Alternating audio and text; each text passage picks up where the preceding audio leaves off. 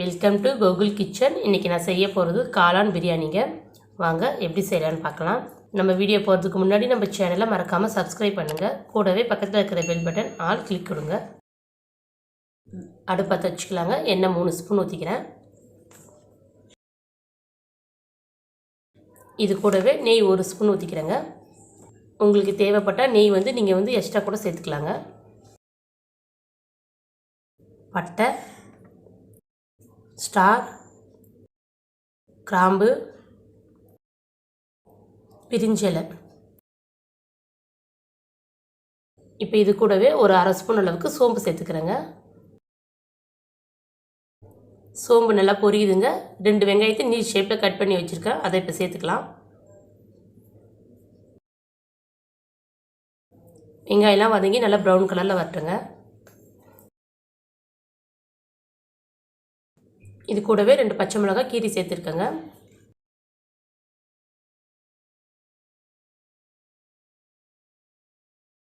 Cut பண்ணி வச்சுருக்க ஒரு தக்காளியை இப்போ சேர்த்துக்கிறேங்க. இப்போ தக்காளியெல்லாம் நல்லா குழைய வதங்கி வரட்டுங்க. இஞ்சி பூண்டு பேஸ்ட் 2 ஸ்பூன் சேர்த்துக்கிறேங்க. தேவையான அளவு உப்பு, இது கூடவே ஒரு சிட்டிகை அளவு மஞ்சள் தூள். இப்போ இதெல்லாம் சேர்த்து ஒரு 2 செகண்ட் நல்லா வதக்கிக்கலாங்க. ஒரு கைப்பிடி அளவு புதினாவையும் கொத்தமல்லியும் நல்லா பொடிசாக கட் பண்ணி வச்சுருக்கேங்க. அதை இப்போ சேர்த்துக்கிறேன். இப்போ இதெல்லாம் சேர்த்து ஒரு 2 செகண்ட் நல்லா வதக்கிக்கலாங்க.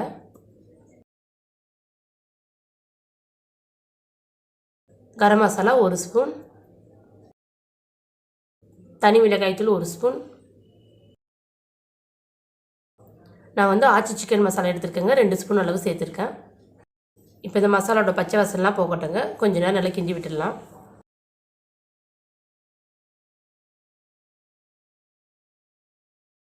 நாலு ஸ்பூன் அளவு தயிர் எடுத்துருக்குங்க. இப்போ நம்ம சேர்த்துக்கலாம்.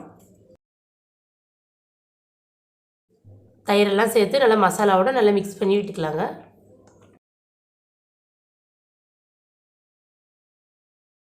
இப்போ காளான இந்த மாதிரி சைடில் பிளாக்காக இருக்குங்க. அதெல்லாம் நான் கத்தியால் லேசாக சுரண்டி க்ளீன் பண்ணி எடுத்து வச்சுருக்கேங்க. இப்போ நம்ம சேர்த்துக்கலாங்க. காளானெல்லாம் நல்லா மசாலாவோடு சேர்த்து நல்லா மிக்ஸ் பண்ணி விட்டுக்கலாம். இப்போ நல்லா வேகட்டுங்க. நம்ம ஒரு 5 நிமிஷம் மூடி வைக்கலாம்.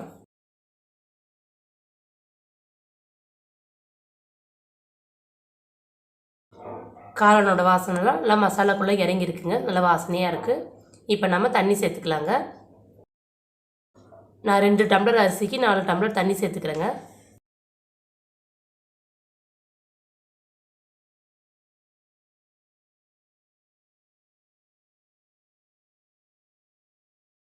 இப்போ எல்லாத்தையும் நல்லா மிக்ஸ் பண்ணி விட்டுடலாங்க. தண்ணி நல்லா கொதிச்சு வரட்டும். பாஸ்மதி அரிசியை 20 நிமிஷம் ஊற வச்சு எடுத்துருக்கேங்க. இப்போ தண்ணி நல்லா கொதிச்சு வருதுங்க. இப்போ நம்ம சேர்த்துக்கலாம்.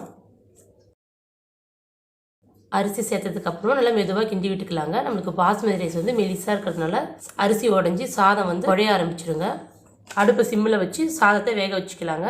நம்மளுக்கு சாதம் வேக 20 நிமிஷம் டைம் எடுக்கும். சாதம்லாம் ஒன்றோட ஒன்று ஒட்டாமல் நல்லா குழையாமல் வெந்திருக்குங்க. சுவையான காளான் பிரியாணி ரெடி ஆயிடுச்சுங்க.